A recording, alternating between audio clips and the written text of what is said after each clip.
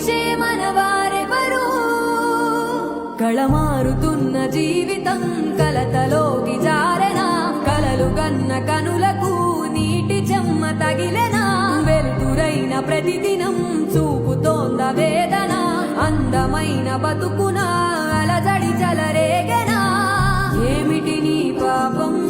ఏమిటి నీ నేరం చీకటి ముసిరిందే చిటికల్లోనా తీరదు నీ శోకం మారదు ఈ లోకం